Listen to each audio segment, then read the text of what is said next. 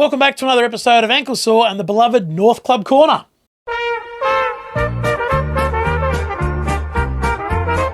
So join in the chorus.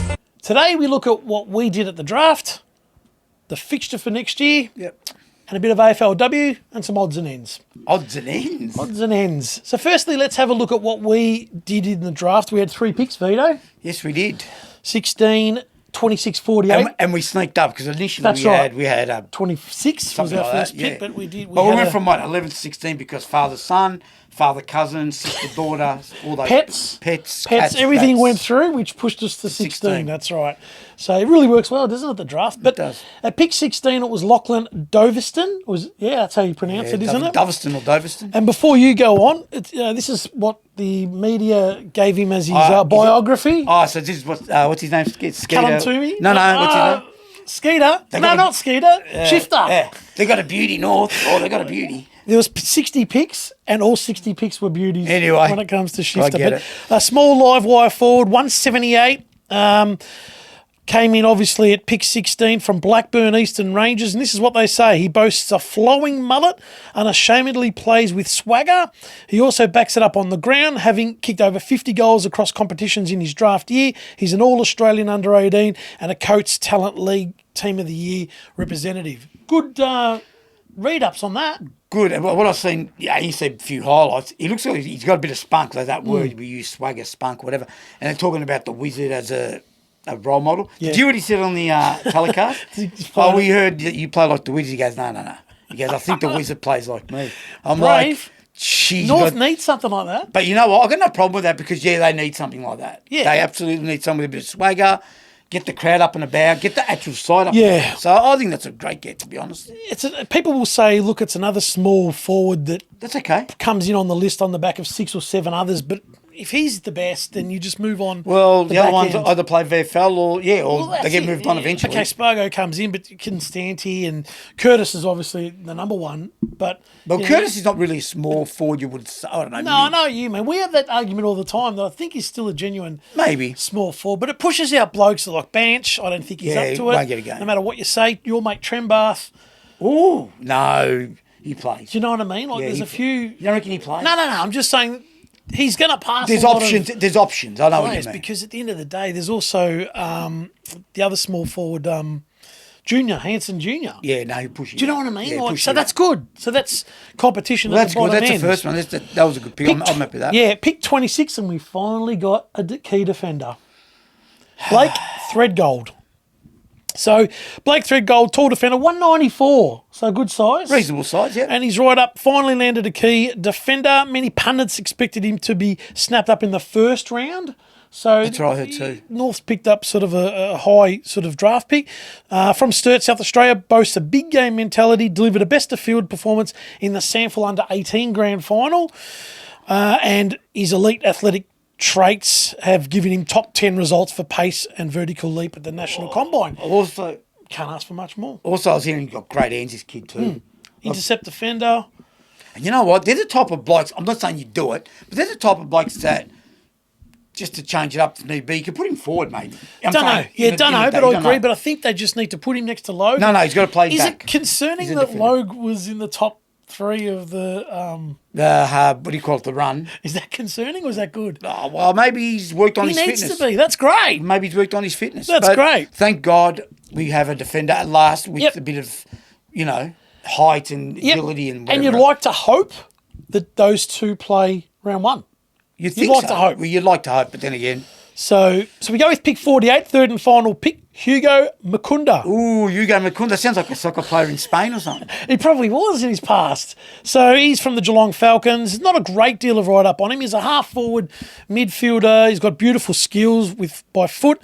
Creative forward, can also play through the midfield. Add to the club's stock of clean ball users. Impresses with his incisive foot skills. Well, I'll be honest. So that's good. That's a good write-up to hear. Incisive foot skills. It moves those other club foots out. I haven't seen any footage of him, so I can't comment on that. But what is he, in your opinion, what would you say? He reminds me of... Oh, geez. You don't want to put you on the spot? You put me on the spot. Well, maybe let's... I would say he could be a better, cleaner version I'd like to see him off half-back wing, like a Luke McDonald better, cleaner version. I'm better than him. Well, it's not too hard then to be a better, cleaner version. Correct. So he played one VFL game for Werribee this year. Did he? Okay. As a top-up 23rd player. Yep. And apparently he took it to a duck to water. He was fine. He So played he's well composed, in it. Yeah. Didn't get overwhelmed. That's good. So, great to hear. So that's about a close off on our draft talk. Yeah, I'm happy with that. Good. It's not too bad. Good. We didn't get any rookies. We didn't upgrade anyone at the moment. So that's fine. Didn't participate in the preseason draft. So there's your list for 2026, which we will break down at some time in the due course. Correct. Let's talk about the fixture. We've spoken about this off. Yep. You've spoken about the first, 6 games or so, saying how there is no excuse this year.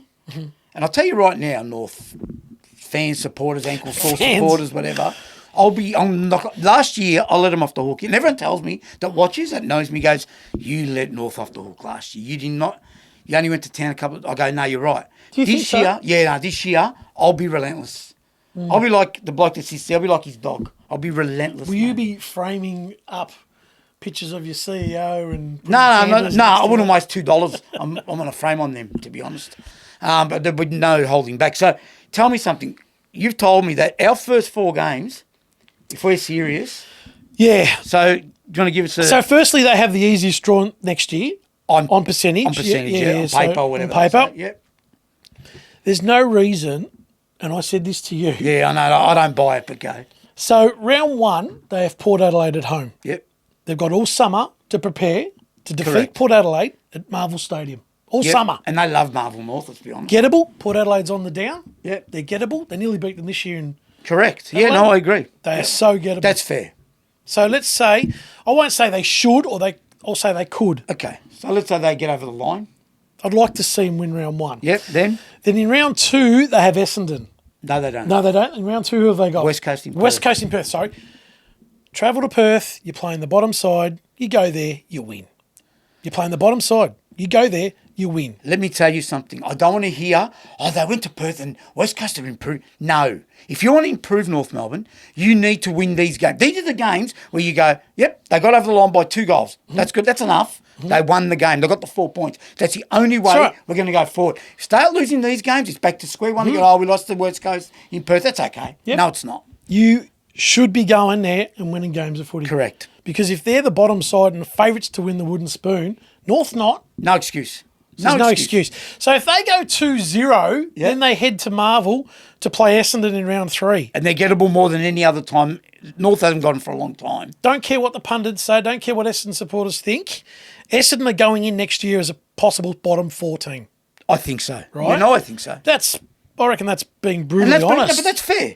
We say we're about our side when it's so fair. if that's the case, it's 50-50. Yeah, I agree. 50-50. They pushed them. They should have beaten them last year. Yeah. Well, unlucky. The bloke can't kick 35 metres. Took a mark. Well, it doesn't matter. He's at Adelaide now. Anyway. They could be 3-0 without being out of realms of possibility. Again. Is that the right wording? Again. Perfect. Are they serious? This is my thing. Yep. And who's the 4th round? Okay.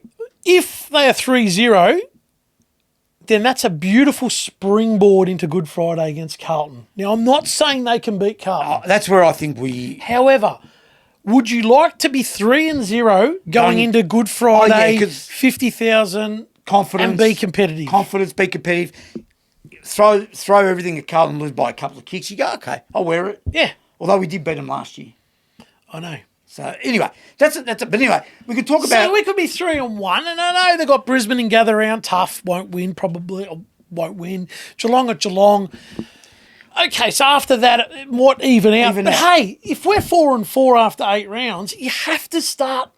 When you're a bottom side, I think you've got to spring out of the boards and catch sides on the hop. And this is what I'm saying.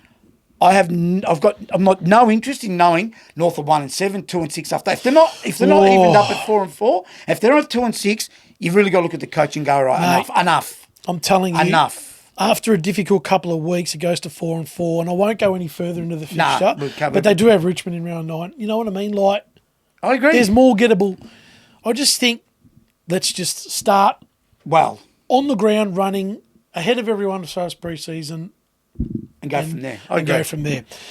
Let's move on. A bit of excitement this week. AFLW girls in the grand final playing Brisbane. Third year in a row these two teams are playing. The record is 1-1 Saturday night. You've been following the AFLW. I never used to, but No, you've impressed me. You've impressed me. No, you know why? To be honest, watching North, obviously, they actually play good footy. They do. It's not like you go, it's actually, they've got a system, a game style. That's right. And I'm thinking, and you know what? That's why they're so far ahead. Why, Vito, though? Why? Because you know the answer. They're coached by a very intelligent man. Yeah, a very intelligent coach. Yeah, Darren Crocker's. Yeah, and Craig Starcevich for Brisbane's a good coach too. No slouch. No slouch on either end. Exactly.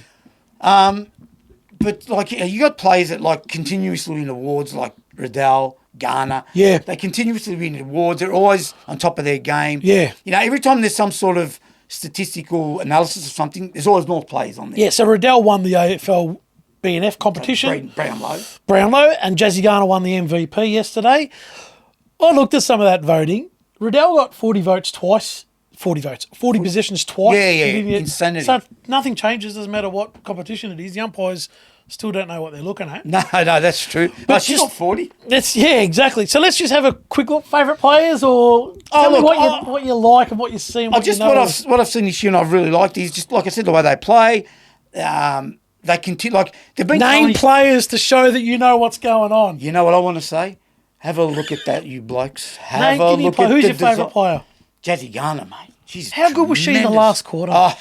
And that front and square goal to seal the game was like... You know what that is? Number 18 of yesteryear. Yeah, but she's more of a big midfielder inside bull, isn't she? Different type of play. What I'm saying is match winning. Yeah, I think North's strength is their defence. Defence is great. I mean, they're back 5 because it's not a back 6. Yeah. You know, Birch, Ferguson, these last line defenders are tough. Emma Kearney's experience of Kearney, Kearney off half back. And then you got mids, Tripodi. Yeah, very good. O'Loughlin comes up, she's a small forward.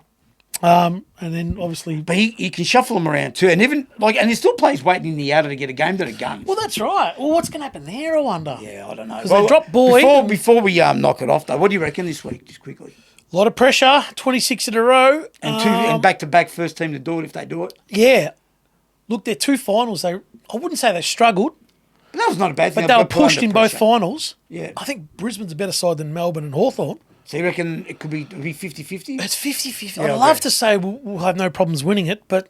Yeah, 50-50, I agree. I've got respect for Brisbane. Cause they're a good side. So, geez, you don't want to win 26 in a row. And I hope the blokes go out there and watch it Saturday night and take a leaf out of the way they play. I know it's a different competition. I'm not an idiot. What I'm saying is heart and soul, have a crack. That's what they do. But don't just throw in the towel when it's too hard. Vito, it's a better program. The AFLW North Melbourne program is better than the AFL men's program. I can't believe it. Simple as that. Simple as that. It's all about programs, mate. It's a difficult way to end this. There you have it. Another episode of North Club Corner in the books. What did you think of North's draft, the AFLW, and the fixture? We love reading your comments, and we will reply to all of you. See you in the next one.